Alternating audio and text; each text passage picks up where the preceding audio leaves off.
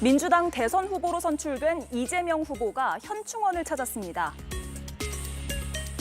망인들에 대한 평가는 역사가들 그리고 시민사회에 맡겨도 되지 않을까 생각합니다.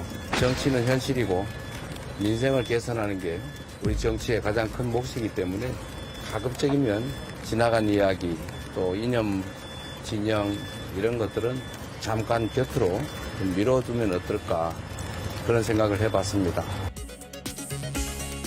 이런 취지로 고 김영삼, 김대중 전 대통령뿐만 아니라 이승만, 박정희 전 대통령의 묘역에도 참배를 했습니다. 어제 후보 수락 연설에서도 통합을 14번이나 강조했는데요. 첫 행보에서도 이를 보여준 겁니다. 인선에서도 통합에 대한 고민이 묻어납니다. 계엄 전부터 여러 고민을 나눠왔던 보수 책사 윤여준 전 장관을 상임 선대위원장에 영입을 했습니다. 국민의 신뢰를 얻기 위한 경쟁을 하는 건데 뭐 죽고 살고 하는 식으로 하는 건 이건 정치가 아닙니다. 전쟁이죠. 전쟁이죠. 그게 제일 안타깝습니다. 그러니까요. 이 뭔가 민주주의 훈련이 덜 된 분들이 권력을 잡아서 그런지도 모르겠어요. 제가 뭐 그 얘기는 뭐라고 하겠어요. 여기에 유승민계로 분류되는 권오울 전 의원도 내일 지지 선언을 한다는 보도가 나오고 있습니다. 국민의힘을 중심으로 빅텐트 이야기가 꾸준히 언급됐었는데 이재명 후보가 중도 보수를 이렇게 흡수해버리면 빅텐트 명분이 약화되는 것 아니냐 이런 분석도 나오고 있습니다. 네, 이재명 후보가 반도체 현장을 첫 행보의 장소로 선택을 했고요. 그에 앞서서 현충원을 찾았습니다. 전직 대통령 묘역을 참배를 했는데 이승만, 박정희 전 대통령 등 보수 진영의 전직 대통령 묘역까지 찾았습니다. 그리고 DJP 연합정부의 박태준 총리 묘역도 즉흥으로 방문했다는 사실을 강조하기도 했는데 어떤 메시지일까요? 서영지 의원님. 앞서도 보셔서 알겠지만 통합의 메시지겠지요. 민주당의 대선 후보들이 중도 외연 확장을 외치면서 여러 가지의 어떤 일정과 행동들을 해왔는데 이승만, 박정희 전 대통령의 묘역을 참배하는 것들은 왠지 어떤 진보에서는 넘지 못할 선처럼 남아 있었습니다. 예. 그럼에도 불구하고 과감하게 이념을 뛰어넘어서 민생으로 가자는 통합행보의 이재명 후보가 첫 일정으로서 이승만, 박정희 전 대통령 그리고 박태준 전 포스코 회장이었죠. 예. 그분의 묘역까지 참배를 하는 것을 보면 정말로 본인이 말뿐만 아니라 이제는 행동으로 이념을 탈피하고 통합으로 가자는 어떤 시작점과 대국민에 대한 약속을 보여주려는 강력한 의지지 않냐. 좀 그런 대목에서 일단 출발이다. 예. 그렇게 보시는 게 맞을 것 같습니다. 네, 국민의힘에서 평가하신다며요? 우리 당에서는 어떤 메시지가 나왔는지 제가 뭐 체크는 안 해봤는데 예. 뭐 개인적인 의견을 드리자면은 어제 이제 수락 연설문에서 통합이란 메시지를 단어를 14번인가 썼나요? 그리고 오늘 현충원에서 이승만 그다음에 박정희 묘역을 참배한 것은 평가할 만하다. 왜냐하면 우리 국민의힘에서도 늘 예를 들어서 예전에 그 광주 민주화 운동 여기에 대해서 항상 우리가 오해를 받았을 때 기억하실지 모르겠지만 김종인 전 위원장 같은 경우에는 광주에 내려가서 무릎을 꿇었고 그 진정성을 보여주지 않았습니까?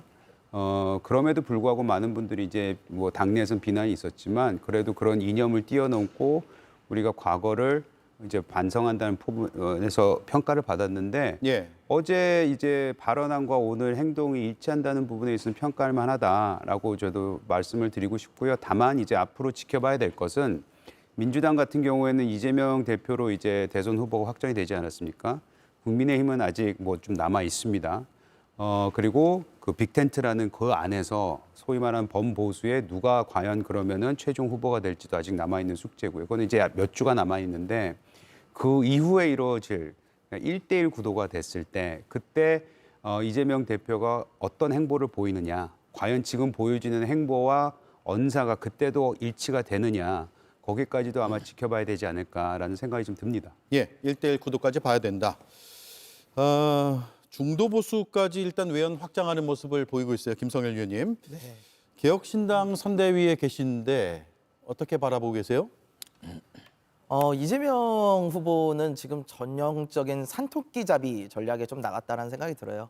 그 경선에서 지금 90%에 육박하는 역대 최고 수치의 지지를 받아내지 않았습니까? 그렇다면 이재명 후보가 하는 일에 있어서 민주당 지지자들은 어떤 길을 가도 따라갈 것이다라는 믿음이 있는 상황이에요. 그러다 보니까 거침없이 우클릭을 하실 수 있는 거고요. 예. 다만 제가 지금 보기에는 우회전 깜빡이를 켜신 건 맞는데 과연 운전대도 우측으로 틀으셨는가라는 의문은 좀 있어요. 단순히 지금 이제 돌아가신 전직 대통령들 몇 분 추모한다고 해가지고 그것이 당장 보수로 이어지는 건 아닙니다. 정책으로 이야기를 해야 돼요. 그럼 어떤 것들이 있느냐? 일단 민주당이 기본적으로 해왔던 정책들, 소득주도 성장이라든가 기본소득이라든가 이런 것들에 대해서 완전히 더 이상 안 할 것으로 얘기를 할 건지, 그리고 과도한 시장 개입 이런 것들을 안 하실 건지, 노동 유연성 이거 확보해 주실 건지, 52시간 예외 이런 거 어떻게 하실 건지, 거대 노총과 어느 정도의 관계를 유지할 것인지, 그리고 탈원전으로 지금 전력 체계도 많이 무너졌는데 데이터 센터 같은 거 들어오고 AI 하시겠다 그러는데 그러려면 전력이 엄청 많이 필요하거든요. 예. 그런 것들을 어떻게 하실 건지. 그래서 기존의 이제 좌측이라고 불리는 쪽에서 주장했던 이런 정책들을 보수 쪽으로 오신다면은 어떻게 수정을 하실 건지 그런 얘기를 해주셔야지 저희가 우측 깜빡이를 켜고 좌측으로 가는구나 이런 얘기는 안 한다. 예, 이렇게 말씀드리겠습니다. 예, 결국 정책으로 말해야 된다. 네. 네. 지난 대선에서도 전직 대통령들의 묘역을 참배를 했었거든요. 다만 순서가 좀 달라졌습니다. 2022년에는 김대중, 김영삼, 박정희, 이승만 전직 대통령 순으로 참배를 했고요. 오늘은 이승만, 박정희, 김대중, 김영삼 그리고 깜짝 방문으로 박태준 전 총리의 묘역도 참배를 했는데 이런 순서에도 뭔가 메시지가 있다고 봐야 할까요? 예, 정치인의 일정 동선은 굉장히 중요한 메시지죠. 근데 이제 이런 동선을 짠 쪽은 민주당이어서 제가 답하기는 살짝 어려운 문제입니다. 이런 질문이 예상이 될 것 같아서 예. 국립현충원의 지도를 쭉 봤어요. 예. 그랬더니 이승만, 박정희 묘역은 일직선에 있고 거기서 가까운 쪽이 김대중 대통령이더라고요. 김영삼 대통령은 조금 거리가 있어서 예. 아마 이런 동선이 움직이기 쉽지 않았을까 싶기도 하고, 또 하나는 5분 묘역을 방문했는데 김대중 대통령이 가운데 아닙니까? 중도 개혁을 강조했던 김대중 대통령을 일정의 중간에 배치한 거 아닌가, 이런 생각도 좀 들었습니다. 앞에서 김성열 위원이 산토끼라는 표현을 쓰셨는데 사실 그 정치부 기자들도 그렇고 평론가나 정치인들도 그렇고 가끔 산토끼, 집토끼 혹은 지지세가 강한 지역을 텃밭 이런 식으로 표현을 자주 합니다. 예. 근데 이제 저는 그런 표현이 불편합니다. 왜냐하면 예. 나라의 주인인 국민을, 대통령을 뽑아서 권력을 위임하는 유권자를 동물이나 식물에 표현하는 건 우리부터 좀 자제해야 되지 않을까 싶습니다. 예. 기자 시절에 그런 표현 안 쓰셨나요? 자제했습니다. 예. 안 썼다는 표현은 안 쓰셨군요. 예. 네, 전직 대통령들의 묘역을 참배한 뒤에 민주당 최고위원회의에 참석한 이재명 후보, 대한민국의 새로운 출발이 시작됐다라고 운을 뗐고 이렇게 말을 했습니다. 제가 대통령이라는 단어가 무슨 뜻인가 이렇게 국어사전을 좀 뒤져서 찾아봤는데 국민을 크게 통합하는 우두머리라는 그런 의미가 있었습니다. 우리 온 국민의 후보가 되도록 노력하겠습니다. 역사적 인물들에 대한 평가는 역사가들과 우리 시민사회 안에서 일상적으로 하면 됩니다. 이 정치 영역에까지 끌어들어와서 갈등의 소재가 된다면 그 또한 슬프고 안타까운 일 아니겠습니까? 최소한 정치는 상대를 인정하고 존중하고 또 함께 지향할 공통점들을 찾는 것도 매우 중요한 일이라고 생각됩니다. 예. 국어사전 이야기를 꺼냈는데 대통령을 통합하는 우두머리다라고 표현했고 그렇게 정의돼 있다라고 사전적 의미를 강조했는데 결국 통합이 키워드라고 봐야 될까요? 그렇습니다. 큰 줄기에서 이재명 후보가 지금 국민들에게 호소하는 메시지는 통합이다. 예. 통합이란 게 좀 추상적이고 막연해 보이지 않습니까? 그냥 다 서로 간에 다름도 인정하고 이견도 인정하면서 각자의 주장들을 잘 이렇게 버무려서 생산적인 방향으로 가자. 그게 통합에 나름 보면은 좀 흡족한 어떤 단어 같은데 사실상 통합이 쉽지는 않죠. 예. 왜냐하면 다름이 곳곳의 사회에 존재하기 때문인데 저는 철저하게 선거 전략이라고 생각하는데요. 첫 번째는 지금 통합의 우두머리가 대통령이라고 했을 때 지금 무엇이 생각나죠? 형사재판을 받고 있는 예. 전직 대통령은 무슨 혐의로 지금 받습니까? 내일 안에 우두머리 혐의로 지금 재판을 받고 있습니다. 결국에는 이재명 후보는 내일 안에 우두머리가 망쳐놓은 분열의 대한민국을 예. 대통령이라는 통합의 우두머리라는 이름 하에 예. 진짜 대한민국을 만드는 적임자로서 내가 역할하겠다. 이 메시지를 주는 겁니다. 내일 안에 우두머리와 통합의 우두머리. 그 선택을 국민들한테 얘기하는 것이고 그 단어를 채워줄 수 있는 행보들. 윤여준 전 장관을 영입하고 이승만, 박정희 전 대통령의 묘역을 먼저 참배하고 그다음에 각자에 있는 각 영역의 보수층에 있는 인물들하고도 다 품을 수 있다는 그런 여지를 보여주는 거 아니겠어요? 저는 그런 의미에서는 굉장히 영리하게 전략적으로 접근하고 있다라는 측면에서는 국민의힘이 말하는 그리고 저쪽 반 이재명 텐트에서 얘기하는 비호감이 높은 이재명, 위험한 인물 이재명 이거를 깨트려버리는 지금 행보기 때문에 저는 앞으로 반 이재명 텐트가 이 행보가 계속된다면 가능할지 예.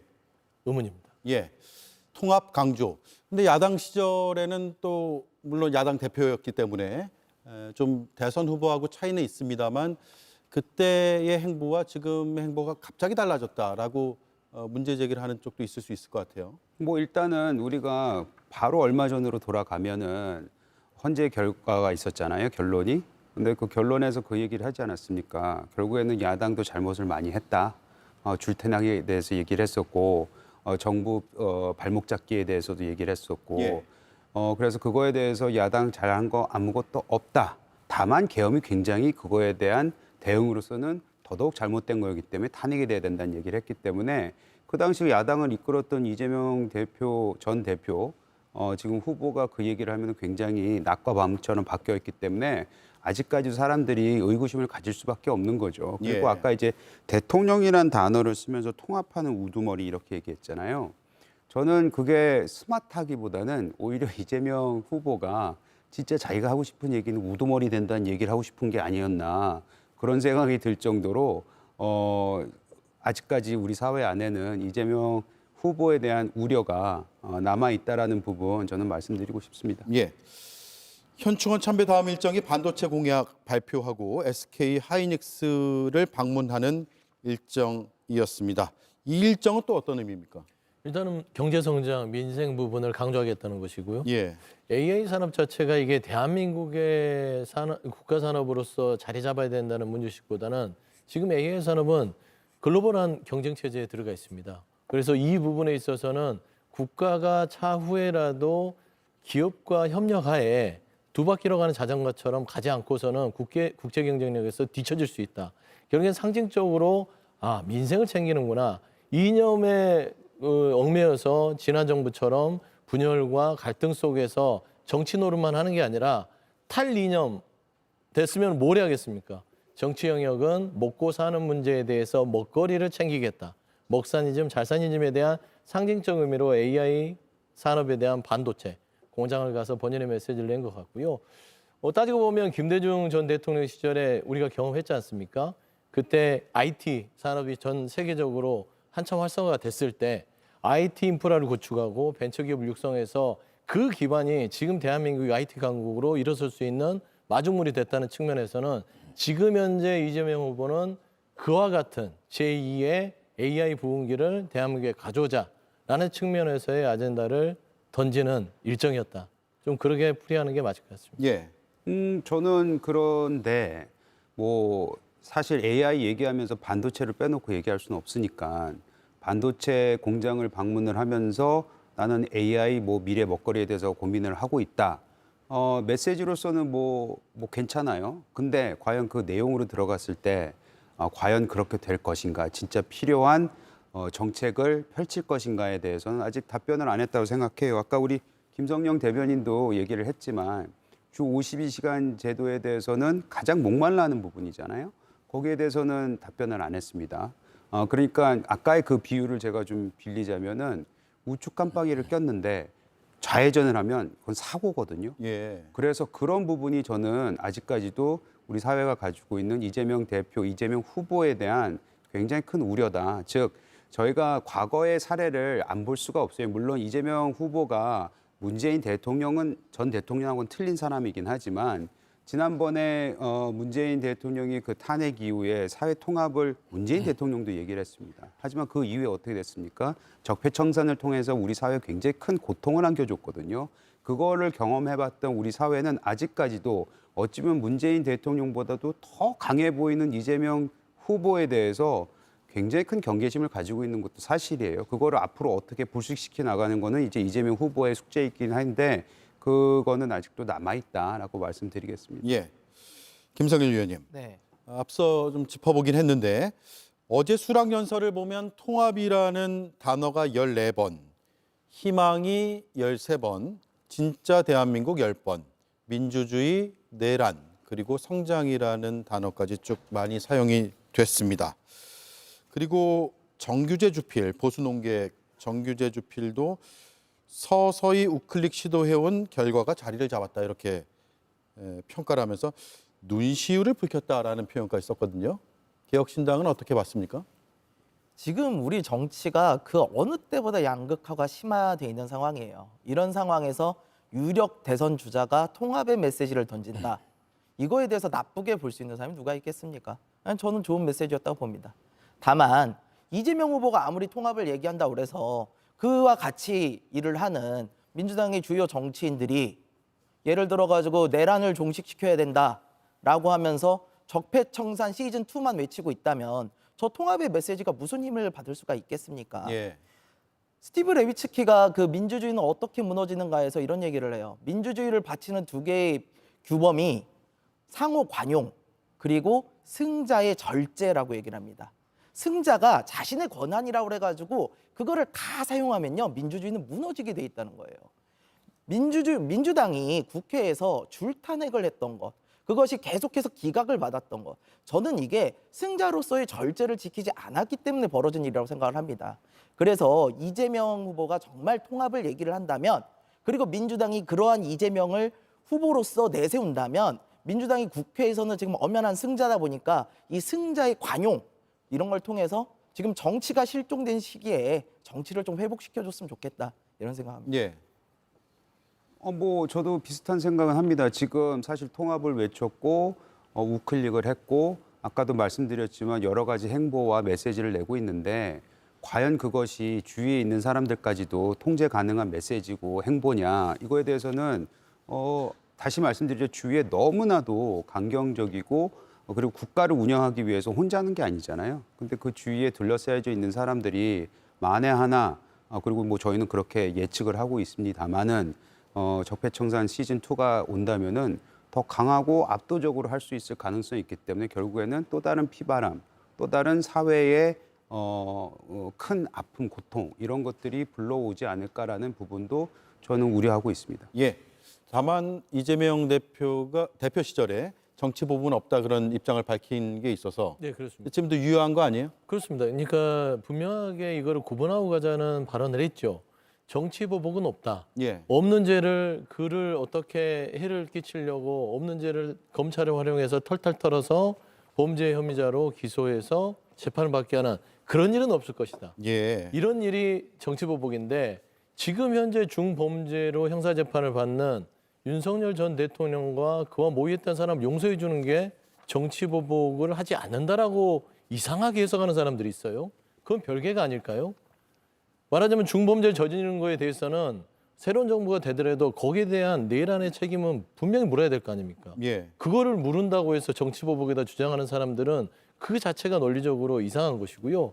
저는 통합, 희망, 진짜 대한민국, 민주주의, 성장 이런 단어들이 왜 정규제라는 보수 농객의 눈시를 붉게 했을까?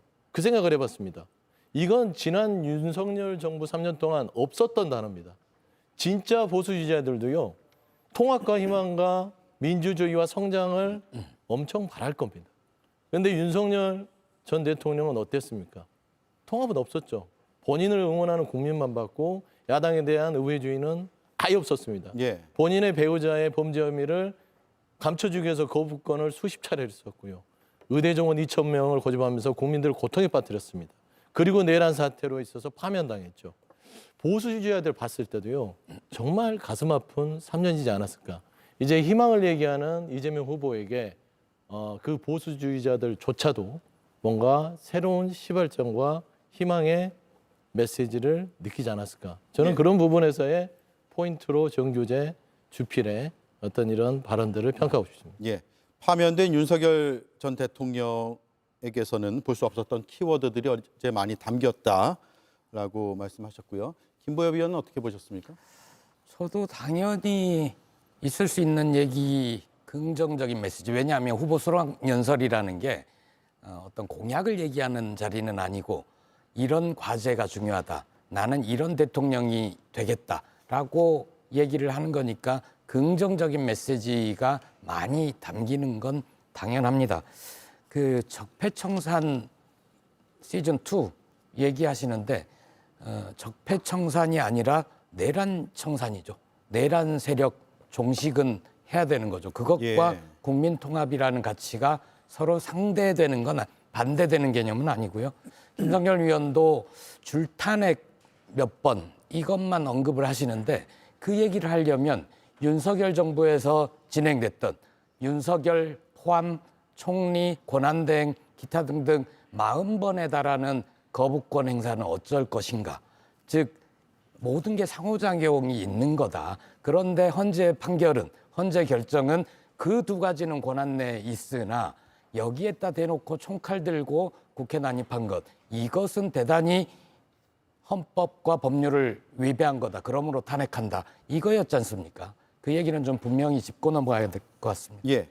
통합 여부와 내란 혐의에 대한 청사는 별개의 문제다. 예. 별개의 문제다. 이런 의견이시고요. 어제 그 득표율을 한번 보겠습니다. 이재명 민주당 후보가 89.77%였고요. 민주당 계열 정당에서 역대 최고 경선 득표율이 1997년이었거든요. 고 김대중 전 대통령이 78%였고 또 국민의힘 계열에서 보면 18대 대선 당시에 박근혜 전 대통령이 83%의 경선 득표율을 얻었는데 훌쩍 뛰어넘는 그런 득표율을 기록을 했습니다. 오늘 조간신문을 보면은 87년 직선제 개헌 이후에 가장 강력한 대선 후보가 나왔다라는 기사 제목까지 눈에 띄더라고요. 그런데 경선 득표율 89.77% 놓고 이른바 9대명이라는 표현도 나오고 있고 국민의힘 지도부에서는 이런 비판을 했습니다. 일단 들어보고 이야기를 나누겠습니다. 민주당이 이재명 1급 독재 정당임을 입증한 사실상의 이재명 대관식이었습니다. 심지어 이재명 폴리페서 사조직인 성장과 통합은 특정 인사들을 차기 정부 요직으로 거론하고 나섰습니다. 90%에 육박한 득표율은 삼김 시대에도 없었습니다. 조선노동당에서 볼 수 있는 득표율입니다. 경선이 아니라 총통 추대식입니다. 네, 바로 들어볼까요? 그러니까 아마 두 권권 지도부는 내심 부러울 거예요. 그러니까 저는 정치적인 지도력을 갖고 싶은, 그러니까 국민의힘이나 새누리당, 한나라당 입장에서는 아까도 봤지만 박근혜 전 대통령이 83%를 받았죠. 83%면 80%하고 뭐가 차이가 있죠? 본인들도 조선노동당이었습니까? 예. 똑같잖아요. 그러니까 비판을 위한 비판하는 것인데 사실상 87년 체제 이후에 가장 높은 득표를 기록하게 한 이유는 윤석열 전 대통령 때문입니다. 윤석열 전 대통령이 독재 국가를 만들려고 내란을 일으켜서 파면을 당했고요. 거기에 동조한 국민의힘은 반성하지 않고 계속해서 윤석열 전 대통령의 주변을 맴돌고 있는 상황에서 예. 그 대안으로는 이재명 후보밖에 없겠다라는 여러 가지의 여론들이 집약된 겁니다. 집약된 결과예요. 본인들이 그렇게 만들어 놓고 나서 본인들이 이를 비판하는 자체가 좀 앞뒤가 안 맞는 어불성설 같고요. 87년 체제 이래로 내란이 있어서 파면된 대통령은 윤석열 전 대통령이 유일합니다. 예. 그렇기 때문에 한 번도 다시는 있어서도 안 될 내란의 사태가 결국에는 민주당 이재명 후보의 9대명 같은 8대명을 만들었다라고 예. 하는 게 조금도 논리적이지 않을까. 예. 좀 그렇게 말씀드리고 싶습니다. 예. 국민의힘과 민주당의 경선 룰이 거의 똑같지 않나요? 거의 비슷합니다. 예. 그럼 경선 룰이 잘못됐다는 비판일까요? 아니면 많은 지지를 받았다는 게 비판의 포인트일까요? 당 지도부에서는? 저는 이 부분에 있어서는 우리 서영주 대변인하고 동의하는 부분이 있어요. 예. 뭐냐면 국민의힘, 즉 국민의힘이라고 얘기하는 것보다는 윤석열 전 대통령의 그 계엄과 탄핵이 이 상황을 만들었다. 저 거기 동의합니다. 네. 그런 부분에 있어서 우리가 그 이후에 반성과 예를 들어서 어떻게 하면 미래로 나갈 수 있는지에 대한 처절한 비전을 보여주지 못했기 때문에 이런 상황이 일어났다는 것에 대해서도 어느 정도 전 일리가 있다고 생각을 해요. 예. 다만 제가 갖고 있는 희망은 뭐냐면 우리가 소위 말하는 이 탄핵에 강의됐던 탄핵의 바다가 됐던 이걸 건너가기 위해서 어떤 절차와 그런 또 다른 그런 그 과정이 필요한데 저는 이번 경선을 지켜보면서 우리 국민의힘의 경선을 지켜보면서 두 가지의 희망은 좀 봤어요. 뭐냐면 이게 4인으로 줄어들면서 안철수 후보가 4인의 한 명으로 포함됐다. 그리고 그걸 굉장히 받아들이기 시작을 했다. 우리 국민의 힘뿐만 아니고 그 대다수의 이 보수층을 지지하는 지지자들이 그리고 또 하나는 경선에는 참여하지 않았지만 그래도 메시지를 냈었죠. 윤희숙 원장이. 그 윤희숙 원장이 그 아까 이제 뭐 정규제 그 뭐 눈물도 말씀하셨지만 사실 저희 입장에서는 윤희숙 그 원장이 당 지도부로서 어찌 보면은 그런 메시지를 냈을 때 또 눈물의 메시지를 냈는데 그때 그 당이 받아들이고 그 지역에서 아니면 당원들이 받아들였던 그 감정 즉 그래 이제는 우리가 이거를 빨리 종식시키고 넘어가야 된다. 예. 이런 부분에 있어서는 우리 경선에 대해서 많은 분들이 저를 포함해서 처음에는 굉장히 이게 흥행에도 실패했고 뭐 여러 가지 문제가 있다고 평가는 했었으나 지금에 와서는 그 과정 속에서 우리가 또 제자리를 찾아가고 있는 모습을 보여주고 있는 것이 아닌가. 그래서 지금은 민주당 같은 경우에는 그 길체제 맞긴 맞죠. 왜냐하면은 시작부터가 이거는 게임이 안 되는 상황이었잖아요. 그런데 지금 국민의힘 같은 경우에 이 과정을 통해서 국민들한테 우리가 변하고 있고 기간이 짧아서 좀 아쉽긴 하지만 그럼에도 불구하고 후보자들이 괜찮은 후보자들 즉 이거를 내란이라도 말씀을 하시지만 어쨌든 그 계엄을 종식시킬 수 있는 후보자들이 계속 나오고 있고 국민의 분위기도 바뀌고 있다는 내용을 보여드리고 있다는 것에 대해서는 긍정적으로 평가합니다. 예. 자, 그리고 이제 윤여준 전 장관 국민의힘의 싱크탱크인 여의도 연구원장까지 지낸 인물인데 국민의힘 입장에서 상당히 뼈아픈 일사일 수도 있겠다는 생각이 드는데 일단 이재명 후보가 그 영입한 사실을 직접 밝혔거든요. 들어보겠습니다. 네, 윤여준 전 장관님은 평소에도 저에게 조언도 많이 해주시고 고언도 많이 해주십니다. 제가 조언도 많이 구하는 편이고요.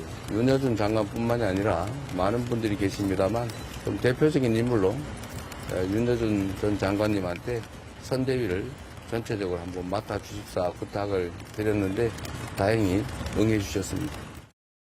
예, 어떤 시각이신지가 궁금하네요. 뼈 아프죠. 아픈 부분이죠. 사실은 윤여준 전 장관도 보면은 굉장히 개혁적인 목소리를 많이 내오시던 분 아니겠습니까? 다만 이제 지난 몇 년 동안은 어찌 보면 굉장히 긴 시간 동안은 현실 정치에서 멀어져 계셨기 때문에 예. 저 선대위에 저렇게 영입이 된다는 부분을 그리고 우리가 놓쳤다는 부분은 아쉽습니다. 다만 선거 때를 보면은 상당히 많았던 원로들 그리고 다른 진영에 있던 사람들이 오고 가고 하는 걸 저희가 많이 봐왔습니다. 뭐 지금 우리 당을 돕겠다는 얘기는 안 하고 있지만 예를 들어 정대철 헌정회 회장 같은 경우에도 어찌 보면 빅텐트에서 어떤 역할을 할 수 있는지 적극적으로 나서시는 부분도 보이고 있고 민주당도 어찌 보면 뼈아픈 부분일 수도 있는데 탈당은 했으나 이낙연 그 전 대표 같은 전 총리 같은 경우에는 어찌 보면 이 빅텐트 안에서 어떤 메시지를 내고 계시잖아요. 그런 부분도 민주당한테는 굉장히 뼈아픈 거라고 저희는 보여져요. 그렇기 때문에 어떤 부분이 한 분이 왔다 갔다 해서 그것이 전부를 대변할 수는 있다고 생각하지는 않지만 그럼에도 불구하고 윤여준 전 장관이 저렇게 간 것에 대해서는 저 개인적으로도 매우 아쉽게 생각하고 있습니다. 예. 경선 캠프와 달리 조금 더 크게 꾸리겠다는 게 민주당의 전략인 것 같고요. 윤여주 전 환경부 장관이 상임선대위원장 그리고 박찬대 원내대표가 당연직으로 들어갈 거고요. 유승민계로 알려진 권오을 전 의원, 또 김경수 전 지사, 박용진 전 의원도 합류 예정이라는 소식이 들어가 있고 더 있습니까? 들어본 인물 중에서? 지금 김부겸 전 총리도 있을 것이고요. 예. 지금 현재 이 통합의 상징을 나타낼 수 있는 당 내, 당 밖의 모든 인원들의 통합 상징성을 있는 인물들로 구성을 하겠다는 이 큰 줄기는 나온 것 같습니다. 예. 윤여준 전 장관 같은 경우는 2012년도에 문재인 전 대통령이 민주통합당 후보로 나왔을 때 당시에 지지선언을 했었죠. 그리고 캠프의 국민소통위원장으로 영입을 한 사례가 있습니다. 그때 윤여준 전 장관이 보수 인셈에도 불구하고 문재인 전 대통령을 당시 후보였는데 지지했던 이유는 통합을 이야기하는 유일한 후보였다라는 이유예요. 그럼 결국에는 윤여준 전 장관도 통합에 방점이 있습니다. 그렇기 때문에 지금 현재 이재명 후보 자체는 그냥 큰 두 글자 통합이고요. 그 통합에 그냥 마냥 통합이 아니라 윤여준 전 장관은 통합의 대상을 딱 선을 그어놓은 겁니다. 민주주의의 선을 지키는 합리적 보수가 통합의 대상이지 민주주의의 선을 넘는 보수는 통합의 대상이 아님을 정확하게 보여주는 또 메시지일 수도 있다라는 측면에서 통합은 상대가 있기 때문에 상대에 대한 규정을 해고 가는 것이고 앞서 얘기했던 탈이념이라는 것은 본인 스스로 결정할 수 있는 거기 때문에 그거는 본인이 하는 것이에요. 그래서 통합이라는 부분들은 상대의 변화를 요구하는 여러 가지 인사를 통한 메시지이기 때문에 저는 국민의힘이나 여러 지금 현재 대한민국에서 민주주의에 대해서 이야기하고 있는 보수층은 합리적이라면 그 누구도 통합의 대상이 될 수 있다라는 것을 지금 이야기했다고 보면 될 것 같습니다. 예. 김성열 김보엽 위원님 의견도 들어볼까요? 김성열 위원님. 예. 저는 사실 지금 보면은 정치인들이 이렇게 합류하는 것이 그렇게 의미가 있어 보이지는 않습니다. 지금 솔직히 이재명 후보 캠프 어디보다도 유력한 캠프 아니겠습니까? 그렇다면 그분들이 합류하는 게 과연 자신의 신념과 이런 거에 따라 소신에 따라서 움직일까? 저는 여기 좀 의문이 있어요. 솔직히 가장 유력한 후보가 도와달라라고 했을 때 제밥에 관심 없이 움직이는 사람들이 얼마나 있겠습니까? 그래서 저는 정치인들이 이렇게 당적을 바꿔가며 오고 이런 것들에 대해서는 아무런 의미가 없다라는 생각을 좀 하고요. 다만 윤여준 장관은 조금 달라요. 윤여준 장관 같은 경우는 그전에도 굉장히 개혁적인 목소리도 내셨고 사실 저분이 사회적 지위로나 연세로나 앞으로 무슨 자리를 원해가지고 가실 분도 아니라는 거죠. 그러면은 저렇게 훌륭한 분 모셨으면 제가 드리고 싶은 말씀은 훌륭한 분 모셔놓고 꺼다 놓은 보릿자루는 만들지 마라. 저분이 말씀하시는 내용을 흘려듣지 말고 그거를 정책으로 잘 반영시켜 주시라. 그러면은 좋은 결과가 있을 수 있겠다. 이런 생각을 합니다. 예. 예, 조국 혁신당은 민주당 혹은 이재명 후보께서 선대위 합류를 요청하시면 가서 우리 당의 후보를 돕는 것처럼 적극적으로 도와서 압도적 대선 승리를 위해서 열심히 선거운동을 할 계획입니다. 오늘 김선민 대표 권한대행도 요청이 오면 합류하겠다라고 얘기했고요. 방금 말씀하신 제밥 없이 그런 게 있겠느냐 하지만 조국 혁신당도 원하는 제밥이 있습니다. 검찰 개혁 등 광장에 모여있던 시민들이 원했던 새로운 대한민국을 위한 여러 개혁 과제들, 권력기관 개혁, 정치 개혁, 사회 대개혁이 민주당 이재명 후보로 표현되어 당선이 되고 새로운 대한민국을 만들 수 있기를 기대합니다. 예. 자, 박성준 원내수석부대표는 선대위를 구성 중이고 통합 메시지와 상징적인 인물이 포함될 것이다라고 해서 더 궁금증을 자아내고 있는데 저희도 취재가 되면 더 알려드리도록 하겠습니다. 오늘 나온 여론조사 잠깐 보고 마칠까 하는데요. 네, 여야 차기 대선 주자 선호도를 조사했고요. 제가 후보라는 표현은 일단 생략하고 이재명 48.5, 김문수 13.4, 홍준표 10.2, 한동훈 9.2, 이준석 4.4, 한동훈 9.7, 이준석 4.4, 안철수 2.5. 예, 제가 숫자를 좀 헷갈렸습니다. 죄송합니다. 자, 서영주 의원님 그리고 이재영 의원님 말씀 한마디씩 듣고 마치도록 하죠. 일단 뭐 수치에서 보여다시피 지금 현재 선거의 구도 자체는 민주당 이재명 후보에 대한 내란 종식의 큰 기대감이 반영된 여론조사 수치가 나오고 있습니다. 지금 김문수 후보 등을 포함한 국민의힘의 모든 후보를 다 합산을 하더라도 이재명 후보와 8.2%포인트, 8.3%포인트의 격차가 나오는 상황이죠. 결국에는 인물보다는 구도 측면에서 이미 이번 선거는 현재까지는 크게 국민의힘에 불리한 상황으로 전개되기 때문에 이재명 후보가 지금 얘기하는 통합의 행보와 탈이념, 먹고 사는 문제들을 잘 이어갈 수 있다면 저는 민주당이 크게 어려움이 없는 선거로 진행할 수 있겠다. 예. 그 8.3%라는 저 부분을 보면은 굉장히 불리하죠. 근데 뭐 제가 희망 회로를 돌리는 건 아니지만 선거가 이제 본격적으로 시작하는 대선 본선이 시작이 되면은 저 8.3%가 어떻게 변할지는 두고 봐야 된다는 말씀을 좀 드리고 싶은 게 예전에도 선거를 보면은 보통 유권자들이 선거 관련된 키워드들에 관심을 갖기 시작하는 부분은 바로 선거가 시작한 직후 예. 이런 때 예를 들어서 어떤 특정 포탈의 언급수라든지 그 관심도가 높아지긴 하거든요. 그래서 아까도 말씀드렸지만 아직 국민의힘이라든지 보수 진영은 후보가 확정된 것도 아니고 그 안에서 지금 굉장히 치열하게 지금 경쟁 중입니다. 그것이 정리가 된 이후에 1대1 구도가 돼서 서로 간에 어떤 그 정책적, 이념적 그 대결을 벌이는지 거기에서 또 다른 판단이 나올 수 있는 수치라고 저는 봅니다. 예. 자, 여기까지 하죠. 네 분 오늘 고맙습니다.